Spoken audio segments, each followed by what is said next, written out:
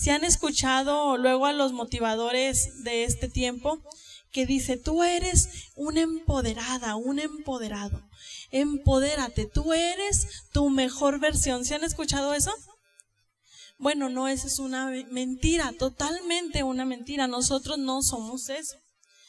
Y ahorita el tema que vamos a tratar sobre la serie de la identidad, yo lo titulé ¿Quién soy? Así lo titulé, nada más. ¿Quién soy?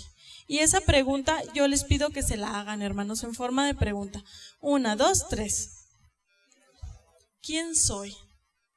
¿Cuántos licenciados hay aquí? ¿Cuántos papás hay aquí? ¿Cuántas mamás hay aquí? ¿Cuántos hijos hay aquí? ¿Cuántas empleados hay aquí? Estudiantes. Todos tenemos algún título que nos identifica, ¿verdad que sí? Por decir yo algún título que puedo tener en mi vida y en mi día con día es que soy mamá, que soy esposa, que soy hija, que soy una empleada, una trabajadora, que tengo varios títulos y ustedes también tienen varios títulos. Pues yo soy estudiante, yo soy también hija, yo soy hermana, yo soy amiga. Pero si quitamos todos esos títulos, hermanos, ¿qué queda de nosotros?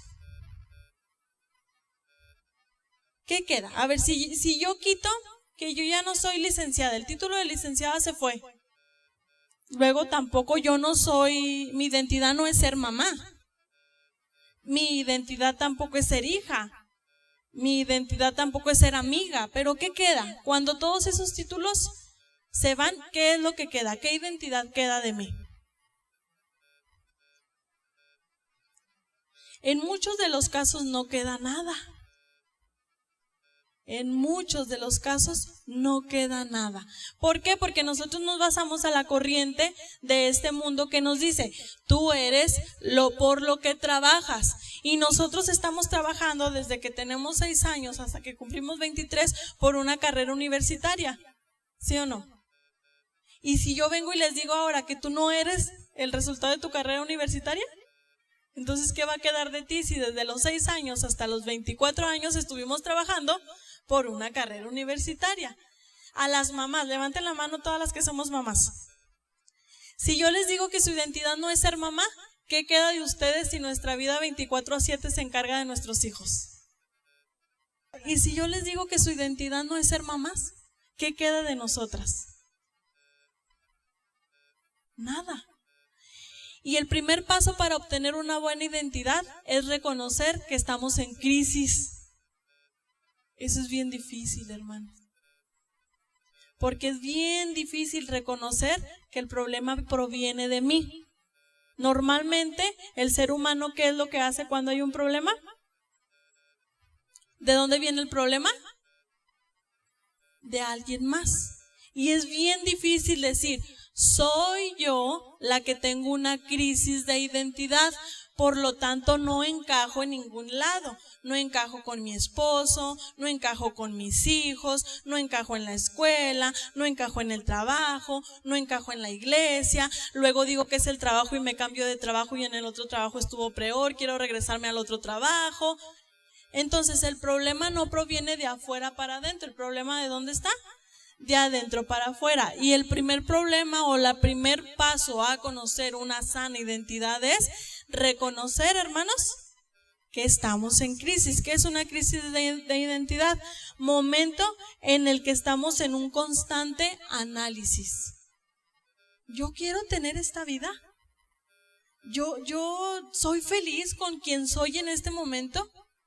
Me siento a gusto con quien soy en este momento. Y a todas esas preguntas usted va a encontrar una respuesta negativa, hermanos.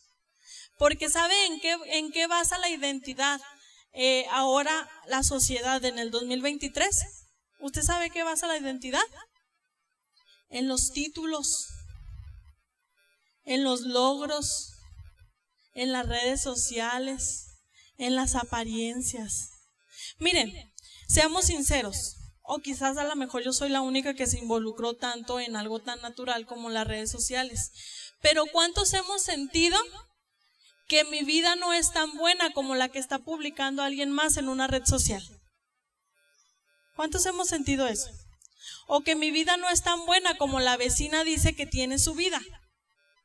Esa es una crisis de identidad y luego constantemente estamos preguntándonos, es que yo no pertenezco ahí. Y lógicamente, ¿cuál es el resultado de esas preguntas? Pues si yo no me siento parte de algo, ¿qué voy a hacer, hermanos? Moverme a otro lugar. ¿Por qué cree que ahorita hay mucho divorcio? ¿Por qué cree que hay mucha gente abandonada teniendo padres presentes? Porque nunca somos totalmente saciados en base a nuestra identidad. Y el primer punto que nosotros debemos de tratar o de entender es que nosotros como seres humanos tenemos crisis de identidad. Ahora pregúntenme, ¿por qué pasa eso? 1, 2, 3. Por el pecado. Por el pecado, ya nos va a regañar, la hermana va a decir que somos pecadores. No, desde Adán y Eva, hermanos. Desde Adán y Eva, cuando el pecado entró en el corazón de los hombres, eso vino a traer. ¿Sí saben que los primeros 2 hombres tenían una identidad directa y conectada con Dios? Porque dice en Génesis capítulo 1 y 2, y creó a Adán y a Eva a imagen y hechura suya, los creó. A imagen de Dios. Imagínense ser los primeros seres humanos y tener directamente el ADN de Dios, crearnos igual a Dios. Pero ¿qué vino a desconectarnos de esa identidad? ¿A qué los desconectó a ellos, hermanos? ¿Qué los desconectó? El pecado. Y fíjese muy bien qué es lo que causa el pecado. Dice Génesis capítulo 2. Y estaban Adán y Eva en el huerto y se sintieron desnudos y tuvieron vergüenza y miedo. ¿Qué trae una mala identidad, hermanos? Vergüenza y miedo. ¿A causa de qué? Del pecado. Ponga atención a esta revelación. Ponga mucha atención a lo que el Señor le quiere decir en esta hora. Y luego dice, y el Señor los cubrió con pieles. ¿Sí pusieron atención cuando dice esa porción bíblica? Y el Señor los cubrió con pieles. ¿Sí han visto que Adán y Eva fueron cubiertos con pieles? ¿Y qué se tuvo que hacer para que Adán y Eva cubrieran su pecado? ¿Matar a un qué? A un cordero. Por lo tanto hubo un sacrificio. ¿Y qué fue lo que limpió a Adán y a Eva la vergüenza y el miedo de su pecado? Un sacrificio de sangre. Desde el inicio de la creación que el pecado entró, Cristo ya estaba anunciando que Él iba a redimirnos por medio de la cruz. Que Él iba a hablar a nuestra vida y salvar nuestra identidad de en medio de tanta crisis por medio del sacrificio de la cruz. Y el primer paso a tener una identidad buena, hermanos, es reconocer que estamos en crisis. Nosotros, no alguien más, nosotros. Y decirle al Señor con sinceridad, Señor, ¿sabes qué? Tengo 30 años y no sé quién soy. No sé para qué me creaste, no sé qué es lo que quieres de mí, no sé a dónde voy, no sé de dónde vengo, no sé nada de mí. Si tú estás en ese momento, déjame decirte que vas camino a la identidad. Y voy a hablar este tema por medio de 3 puntos. El primero es reconocer que estamos en crisis. Y el segundo punto es, yo le titulé una revelación. En el momento de Adán y Eva, hermanos, ellos vivieron un sacrificio para obtener identidad, pero ellos no obtuvieron la revelación. Ellos nada más fue algo secuencial, una cosa llevó a la otra, pero ellos no tuvieron la revelación. Y yo quiero que me acompañen a Efesios capítulo 1. Ahorita llevamos, número 1, reconocer que tenemos una crisis de identidad. Número 2, necesitamos una revelación. ¿Sí, hermanos? Efesios capítulo 1, versículo 17 en adelante. Dice, para que el Dios de nuestro Señor Jesucristo, el Padre de gloria, ¿sí estamos ahí? Os dé espíritu de sabiduría y ¿de qué, hermanos? En el conocimiento de Él, alumbrando los ojos de vuestro entendimiento, para que sepan cuál es la esperanza a que Él os ha llamado. ¿Y cuál es la riqueza de la gloria de su herencia en los santos? ¿Y cuál es la supreeminente grandeza de su poder? Para que nosotros los que creemos, ¿cuántos creen aquí, hermanos? Según la operación del poder de su fuerza, la cual operó primero ¿en quién? En Cristo, resucitándole de los muertos y sentándole a su diestra en lugares celestiales, sobre todo principado y autoridad y poder y señorío, y sobre todo nombre que se nombrará no solo en este siglo, sino también en el venidero. Necesitamos una revelación. ¿Pero qué revelación necesitamos específicamente, hermanos? ¿De quién es Cristo? Es la revelación que todo ser humano necesita para conocer su identidad. Pablo nos anima y nos dice, para que el Señor, el espíritu de sabiduría y de revelación en el conocimiento de Él, alumbrando los ojos de vuestro entendimiento. Fíjense aquí, siempre que viene una revelación, viene un para qué. Siempre que el Señor te da una identidad, te va a decir para qué te está dando esa identidad. Pero si tú y yo creemos que somos lo que hacemos, pero no hallamos cómo hacerlo, ¿esa es nuestra identidad? No. Siempre que sea la identidad de Cristo, nos dice cómo, cuándo y dónde, hermanos. Y aquí nos dice, para que sepan cuál es la esperanza a que Él nos ha llamado. ¿Y cuáles son las riquezas de su gloria y las herencias de los santos? ¿Cuál es nuestra herencia, hermanos? ¿Por qué estamos aquí? ¿Por qué estamos en una iglesia aquí buscando la presencia de Dios? ¿Cuántos están igual que yo? Porque un día quieren estar en la presencia de Dios. Porque si su motivo de estar en una iglesia es diferente, usted no ha tenido la revelación de quién es Cristo.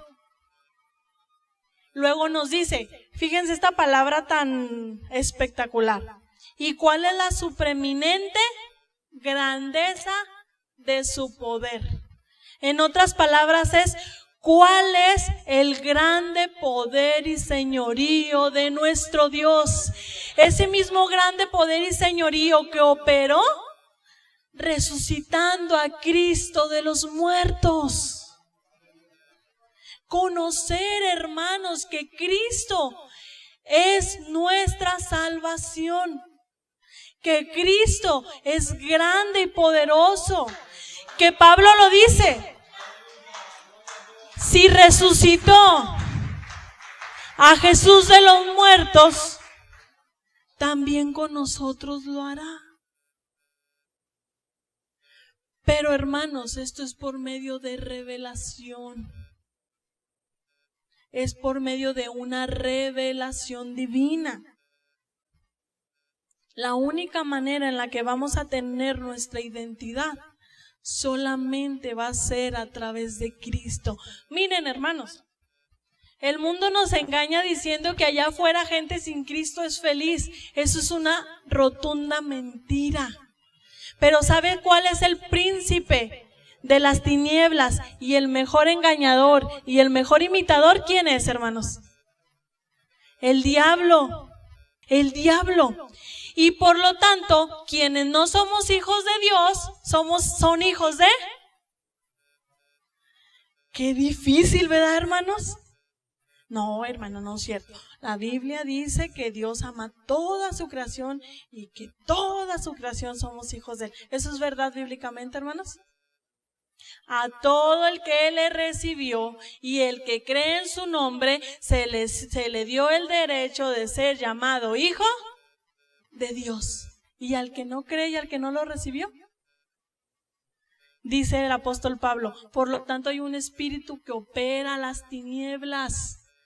Y hay gente manipulada por ese espíritu, haciéndonos creer a nosotros, a los hijos de Dios, que allá afuera está la felicidad. Les digo, hermanos, a todos los que venimos de afuera, ¿eso es verdad? Es una rotunda mentira. ¿Y por qué hay gente aquí en la iglesia queriendo volver allá? Porque no hay una identidad en Cristo. Porque falta la revelación de Cristo Jesús. Vamos a Mateo capítulo 16. Mateo capítulo 16, versículo 15. Este es un pasaje que a mí me encanta. Acerca de la confesión de Pedro, lo leo yo en el versículo 15 al 18. Y le dijo, hablando Jesús, ¿y ustedes quién dicen que soy yo? Respondiendo Simón Pedro le dijo, ¿qué le dijo, hermanos? 1, 2, 3. Entonces le respondió Jesús y le dijo, bienaventurado eres, Simón, hijo de Jonás, porque no te lo reveló carne ni sangre, sino mi Padre que está en los cielos. Y yo también te digo que tú eres Pedro, y sobre esta roca edificaré mi iglesia, y las puertas del Hades no prevalecerán contra ella. Y a ti te daré las llaves del reino de los cielos, y todo lo que atares, ¿en dónde, hermanos? En la tierra será atado en los cielos, y todo lo que desatares en la tierra.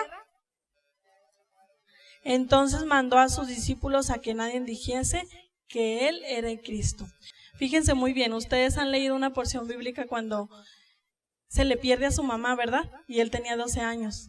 Y después de mucho tiempo que dura perdido, lo encuentra la mamá. Y Jesús, bien quitado de la pena, le dice, hey, mujer, tranquila, que tú no entiendes que yo en los negocios de mi Padre me es necesario estar. Yo le pregunto, ¿ustedes creen que Cristo sabía su identidad desde niño? Sí, hermanos. Él sabía su propósito de tal manera que cuando él cumplió una edad específica sabía que iba a iniciar su ministerio. De tal manera que cuando se cumplió su ministerio, él sabía cuál era el día que lo iban a entregar. Usted puede decir, ay, hermana, pero es que era Dios, era Cristo encarnado. No, hermanos, una persona con identidad está predestinada. Y sabe por dónde va, y sabe a dónde va, y sabe cómo ir.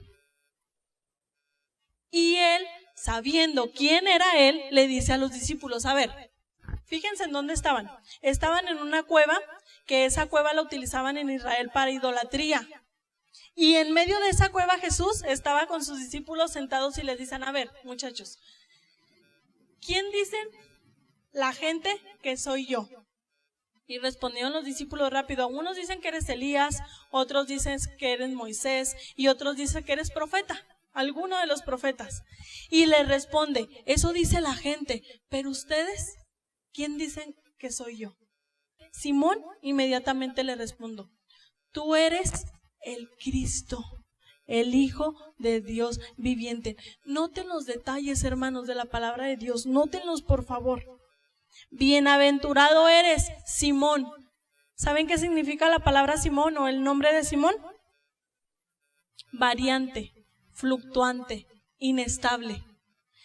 Bienaventurado eres, que eras una persona variante, inestable y fluctuante, porque la revelación que estás recibiendo no te la dio tu hermano, tu tío, tu primo, tu hijo, te la dio mi Padre, que está en los cielos. Y luego fíjense los detalles, hermanos.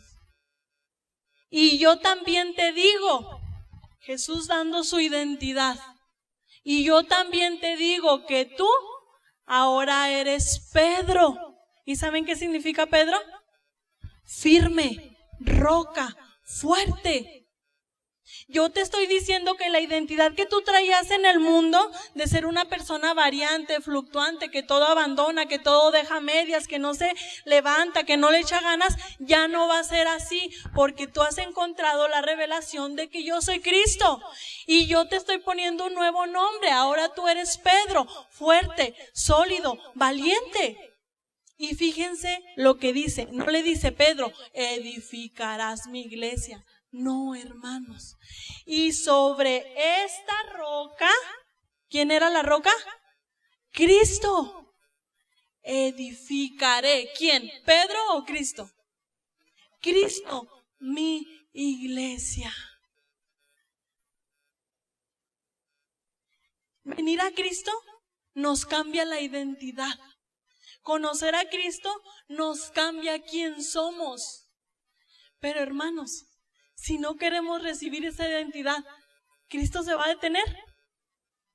Si de buenas a primeras yo digo, no hombre, ya no, lo que yo hacía en la iglesia, quédense ahí con su iglesia, yo me voy y ya no quiero nada. ¿Cristo se va a detener por no aceptar yo la revelación de su identidad? No, por eso Él dejó dicho, tú eres Pedro, eres fuerte, estable, valiente, pero yo sobre mí, Cristo, edificaré la iglesia. Pedro, te estoy llamando para ayudarte, para usarte, para por medio de ti sea, pero sobre mí edificaré mi iglesia. Hermanos, quien gana aceptando la identidad de Cristo somos nosotros. Quien gana aceptando la revelación de nuestro Dios somos nosotros. Porque ya no seremos más los desechados, los abandonados, a los que nos hacían bullying, a los que sentíamos soledad, a los que nos escupían y no sabíamos cómo defendernos, a los que nos llamaban por apodos, a los que nos quisieron abortar, a los que nos abandonaron nuestros papás, a los que nos fueron infieles. Ya no somos eso. Ya somos hechos hijos de Dios. Por medio de ese sacrificio, esa es la revelación. Porque Cristo sabía, hermanos, que íbamos a estar en este lugar con problemas de identidad. Cristo sabía que quizás nosotros como padres hicimos un tan mal trabajo con nuestros hijos, que ahora que están grandes se sienten tan lastimados. Y déjame decirte que si tú tienes rencor con tu papá, con tu mamá, no será Él quien te sane. Quien te libere va a ser Cristo. Y último punto y tercero. Le puse yo aquí, hasta que Jesús reveló su identidad a Pedro, Pedro tuvo un propósito. Cristo sabía su identidad desde niño, hermano. ¿Tú crees que no nos conoce a nosotros? Sí sabes que en nuestro cuerpo hay algo que se llama el ADN, hermanos. Ahorita en la actualidad, a un estudio que se hizo en el 2022 en diciembre, había 28 billones de personas. ¿Y sí sabes que ninguna somos repetidos? Todos tenemos un ADN diferente. Y Él quiere darnos ese propósito a nuestra vida. ¿Por medio de qué? De la revelación de su nombre. Y número 3, le puse yo a este punto, el gran yo soy. Cuando conocemos quién es Cristo, Él nos da nuestra identidad. Y cuando nos da nuestra identidad, nos da nuestro propósito. ¿Cuánta gente habemos aquí no teniendo un propósito claro? Éxodo capítulo 3. Apacentando Moisés las ovejas de Jetro, su suegro. ¿Sí estamos ahí, hermanos? Sacerdote de Madián, llevó las ovejas a través del desierto y llegó hasta Horeb, monte de Dios. Y se le apareció el ángel de Jehová en una llama de fuego en medio de una zarza. Y él miró y vio que la zarza ardía en fuego y la zarza no se consumía. Entonces Moisés dijo: iré yo ahora y veré esta grande visión. ¿Por qué causa la zarza no se quema? Viendo Jehová que él iba a ver, lo llamó Dios y de en medio de la zarza y dijo: Moisés, Moisés. Y él respondió, heme aquí. Y dijo, no te acerques, quita tu calzado de tus pies, porque el lugar que tú estás, tierra santa es. Y dijo, yo soy Dios de tu padre, Dios de Abraham, Dios de Isaac y Dios de Jacob. Entonces Moisés cubrió su rostro porque tuvo que, hermanos, el miedo que lo trae, el pecado. Tuvo miedo. Y dijo luego Jehová, bien ha visto la aflicción de mi pueblo que está en Egipto, y he oído su clamor a causa de sus extractores, pues he conocido sus angustias, y he descendido para librarlos de mano de los egipcios, y sacarlos de aquella tierra a una tierra buena y ancha, a tierra que fluya leche y miel. Y a lugares de los cananeos, del eteo, del amorreo, del fereceo, del heveo y del jebuseo. El clamor, pues, de los hijos de Israel ha venido delante de mí, y también he visto la opresión con la que los egipcios los oprimen. Ven, por tanto, ahora te enviaré a Faraón para que saques a Egipto de mi pueblo y a los hijos de Israel. Ayúdenme a leer el verso 11, hermanos. 1, 2, 3.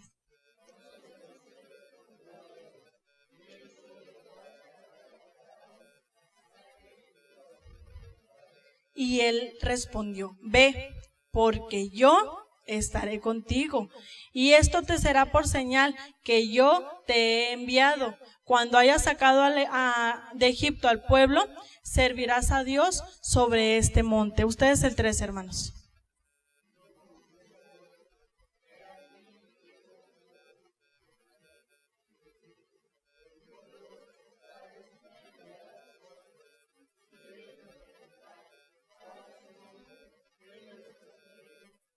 Le respondió Dios a Moisés, yo soy el que soy. Y dijo, así dirás a los hijos de Israel, yo soy, me envió a vosotros. Moisés, como usted y como yo, venía de una identidad destruida, hermanos. A Moisés lo abandonó su mamá en el río por amor, para que no muriera, pero lo abandonaron. Se crió en una cultura diferente a la de él, adorando dioses diferentes a lo de él. Y él en su corazón sabía y entendía que él pertenecía a ese pueblo, a Israel. Y conocía, ustedes conocen la historia de Moisés cuando defiende a uno del pueblo de Israel y todo lo que sucede. Estando en el desierto, le dice el Señor, te he elegido a ti porque he visto el corazón que tienes por la necesidad de mi pueblo. Y he elegido, he visto tu angustia, he visto tu necesidad y he visto la angustia y la necesidad de mi pueblo. Por lo tanto, quiero que te levantes. Pero antes de que se levantara, tuvo algo bien impresionante, Moisés, hermanos. Dice que le llamó la atención que una zarza no se consumía. ¿Y qué simbolizaba esa zarza, hermanos? La presencia de Dios. Antes de que Moisés fuera mandado a un propósito, tuvo un encuentro con ¿quién, hermanos? Directamente con Dios. Y cuando tuvo ese encuentro, lo llenó de valentía y de poder, y Moisés dijo, bueno, órale pues, ¿qué tengo que hacer? ¿Qué tengo que decir? Pues quiero que vayas delante de Faraón, saques a mi pueblo y lo lleves a la tierra que yo te voy a mostrar. Y Moisés le dice, pero si me preguntan que quién me mandó, ¿quién le digo que lo hizo? ¿Y qué respondió el Señor, hermanos? Diles, el gran yo soy me ha enviado a vosotros. Hermanos, cuando nuestra capacidad, nuestra vida alcanza ese nivel de identidad, ¿qué podrá detenernos, hermanos? ¿Qué hay que nos detenga cuando sabemos que el gran yo soy va con nosotros? ¿Qué hay que se ponga enfrente del gran yo soy que tumbe o tope el ministerio que Dios nos ha dado, a lo que Dios nos ha llamado? No hay nada, hermanos. Y por último vamos a leer esta porción bíblica en Jeremías capítulo 1, que quiero hacerles un comentario referente a este tema. Muchos de ustedes ya lo saben. pero cuando el Señor nos llamó ya hace tiempo a su ministerio, fue algo bien extraño, hermanos, porque cuando Dios te quiere dar la identidad, sí o sí tienes que tener un encuentro con Él, genuino, cara a cara, frente a frente. Y muchos de ustedes lo han escuchado, pero hace ya 11 años, ya vamos a cumplir años de casados, ¿verdad? Otra vez ahora en este mes, ya 10 años. Y cuando estábamos, me acuerdo muy bien que fue en marzo de hace 10 años, yo me fui a un congreso de Comunidad Apostólica Guadalajara, un congreso general. Y mi esposo, por motivos de trabajo, no pudo ir y se quedó en su casa. Y en el último día del congreso, me acuerdo muy bien que todo ese día se habló del matrimonio. Y pues estábamos ahí los jóvenes botaneando, ¿verdad? Cuando uno es joven y hablan del matrimonio, uno y se pone rojo y eso no lo quiere escuchar uno porque le da pena. Y todo el tema, me acuerdo muy bien del predicador, se llamaba Gumercindo González. Habló del matrimonio y al finalizar de ese congreso hace el llamado y dice: el Señor me está haciendo que ministre a la iglesia, pero con un propósito específico. Y leyó la porción bíblica que hay mucho trabajo, pero hay muy poquitos obreros. La mies es mucha, pero los obreros son pocos. Y yo estaba poniendo atención. Les digo, yo estaba en Guadalajara, en Zapopan, y mi esposo estaba aquí porque ya ese día ya era domingo, ya estaba aquí en su casa. Y yo recuerdo muy bien esa escena cuando llego al altar, era en un gimnasio, y en lo que era el altar me hinqué, y mis únicas palabras fueron: Señor, si mi vida te sirve, aquí estoy. Fue lo único que dije, hermanos. Lo único, ya no hablé más. Y ese día yo tuve un encuentro genuino con Dios. Yo pude sentir como la presencia de Dios me bajó, me abrazó, me fortaleció, me dio esa identidad, me reveló quién era Cristo. Y luego me habló como a Jeremías y me dijo: te he mandado para que prediques a las naciones. Y yo no conocía esta porción de Jeremías y yo dije: ay, Señor, pero yo ¿cómo si tengo 18 años? O sea, yo en otras palabras dije: pero ¿cómo, Señor Jehová, si soy un niño? Y Él me respondió: no digas que eres joven, porque a donde vayas iré contigo, lo que hablas te respaldaré, a donde pises te lo daré. Hermanos, eso fue impresionante.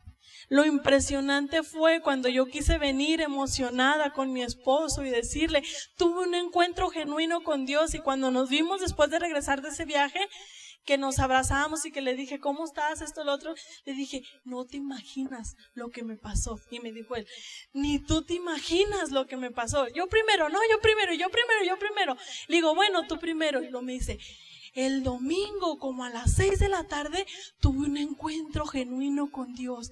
Y luego yo le dije: y te mandó a las naciones. Me mandó a las naciones. Y le dijiste que eras un niño. Le dije que era un niño. Y te dijo que no tuvieras miedo. Me dijo que no tuviera miedo. Y en ese día él me dijo: te voy a pedir. Fue en marzo. El 30 de abril me pidió. El 19 de octubre nos casamos. Y el día 3 de noviembre, hermanos, nos mandó a predicar su palabra.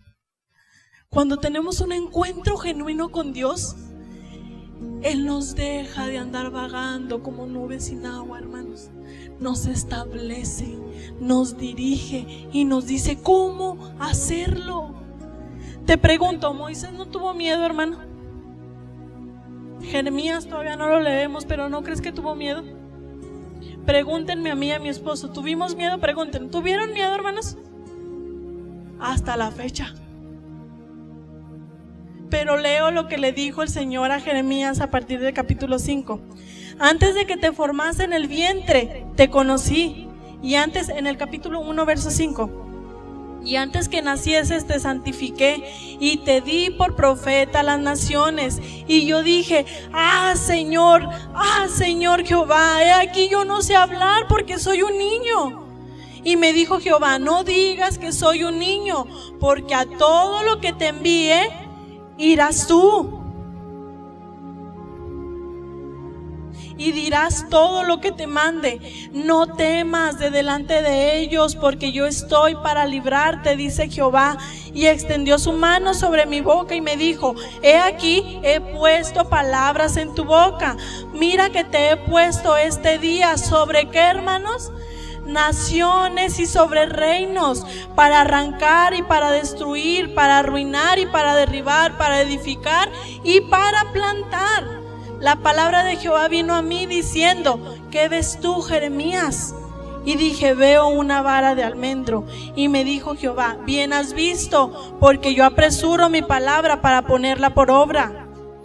Vino a mi palabra de Jehová por segunda vez y dijo: ¿qué ves tú? Y dije: veo una olla que hierve y su faz hacia el norte. Y me dijo Jehová: del norte se soltará el mar sobre todos los moradores de la tierra, porque he aquí yo convoco a todas las familias de todos los reinos del norte, dice Jehová, y vendrán y pondrán cada uno su campamento y la entrada de sus puertas de Jerusalén, y junto a mí y junto a todos sus muros de alrededor, y contra todas las ciudades de Judá, y a causa de toda su maldad proferiré mi justicia contra los que me dejaron e incensaron a dioses extraños, y la obra de sus manos adoraron. Pues ciñe tus lomos, levántate, háblales todo cuanto te mandé. No temas delante de ellos, porque no te haga yo quebrantar delante de ellos. Porque aquí yo te he puesto en este día como ciudad fortificada, como columna de hierro, como muro de bronce contra todas estas tierras, contra los reyes de Judá, sus príncipes, sus sacerdotes y el pueblo de la tierra. Y pelearán contra ti y no te vencerán. Porque ¿qué, hermanos? Yo estoy contigo, dice Jehová, para librarte.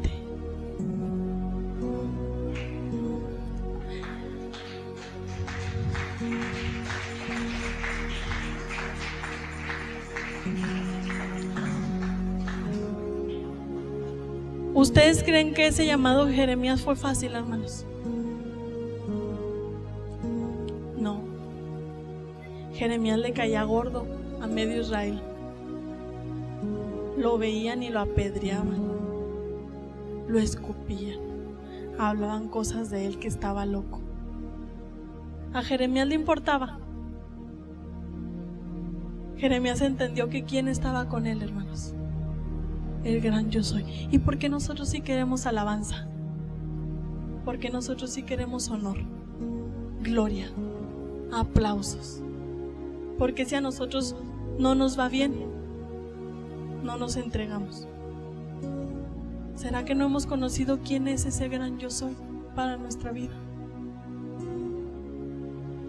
¿Por qué tenemos miedo si estamos escondidos en trabajos, en escuelas, en ocupaciones ficticias, para no obedecer la voz y el llamado de Dios? No hemos tenido un encuentro genuino con el Señor. Y termino con esto: si deseas responder la pregunta ¿quién soy yo?, encontrarás la respuesta en el gran yo soy.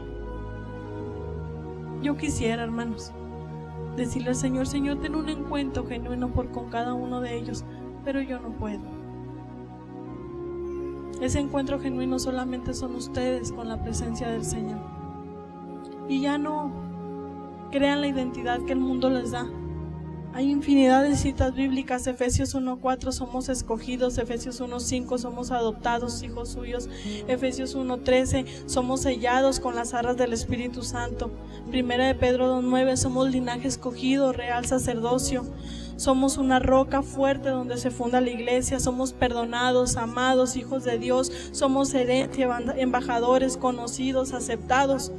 No somos esclavos, somos victoriosos, fuimos comprados. ¿Qué otro título hay que te llene más que estos, hermanos? No existe, no lo hay. Así que es buen tiempo para que busquemos con valentía y aceptemos la identidad de Dios. Hace 2 días una hermana de aquí de la iglesia publicó que un sobrino de ella se quitó la vida. No hay nada más desgarrador. Ve cómo una persona con falta de identidad hace eso. Pero lo mismo pasa con personas que no tienen identidad y que buscan dañar a otras. Que buscan destruir un ministerio, un llamado, un propósito. Mientras estemos anclados en el gran yo soy, hermanos, ¿algo podrá derribarnos? ¿Algo podrá destruirnos? Les pregunto, ¿nos conviene o no nos conviene tener un encuentro genuino con el gran yo soy? Si nos conviene, vamos a ponernos de pie, hermanos.